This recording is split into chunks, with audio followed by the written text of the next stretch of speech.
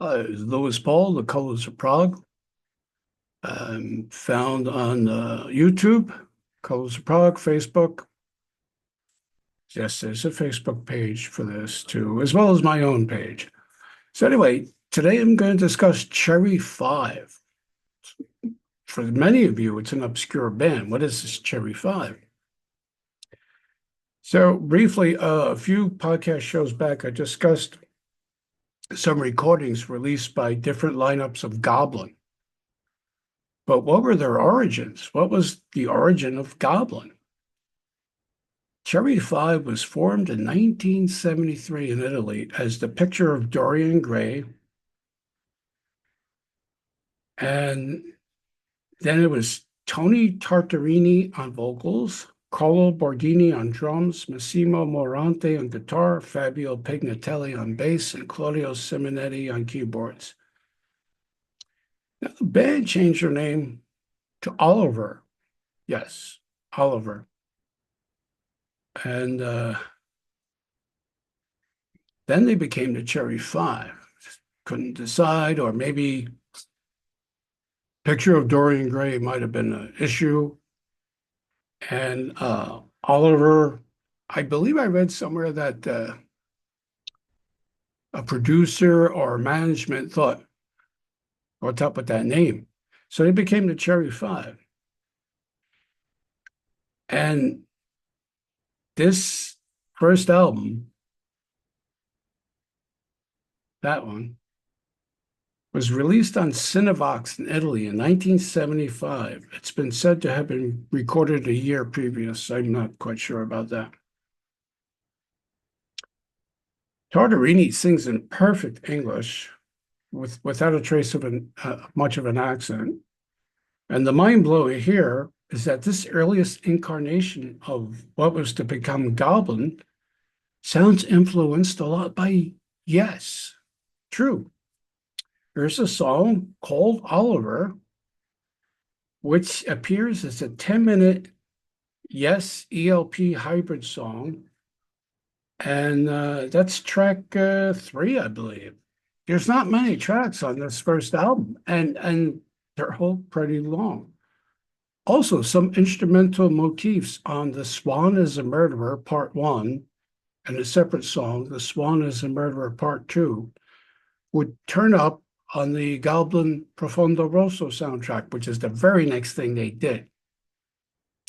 Now, they were offered Cherry 5 were offered a contract by the Cinevox label, but the singer and drummer hesitated. But the rest of the band wanted to go on, so they became Goblin, and they hooked up with Dario Argento, the filmmaker, and with additional music composed by Giorgio Gaslight, I believe, Deep Red, aka Profondo Rosso, was Goblin's first official soundtrack and first release as Goblin. By the time this was released, Cherry 5 was done. So in 2015, 40 years later, Black Widow Records reunited Tartarini and original Cherry 5 drummer, vocalist, Tartarini, the original Cherry 5 vocalist, and Bordini, the original drummer, with the addition of Ludovico Piccini on guitars, Gianluca Di Rossi from Tapper Band on all kinds of keyboards, including Mini Moog, Mellotron, and Pino Celesti on bass, and you have the second Cherry 5 album, long overdue. This time it's sung in all Italian. And then is yet another musical interpretation of Dante's The Divine Comedy, a popular subject with Italian prog bands. But this album, released in 2015, called Il Pozzo di Gigante, has some terrific songs, but it might have been overlooked by the usual RPI or rock progressive Italiano crowd.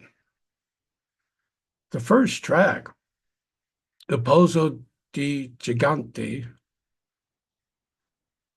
also known as Inferno 31, runs 25 minutes long. And I've read about some comparisons, that song to ELP's Tarkus, but I don't really hear it. It's all very good, with maybe a sound akin to latter day PFM. Then the band ceased for now when the bass player suddenly passed, and the only related release was 2022's Di Rossi e Bordoni on Marrakesh Records, which just features the Cherry 5 duo on recordings of material from this album, Il Pozzo di Gigante. So, very interesting. But anybody's, curious about the early Goblin history, where it came from. Yes, that one there. I would recommend checking it out. Also, non-discriminating Yes fans, you want to hear an Italian band like take a good knock at Yes, sound like them? I'd recommend that one. That's our show for today. A little short one. Thanks for watching.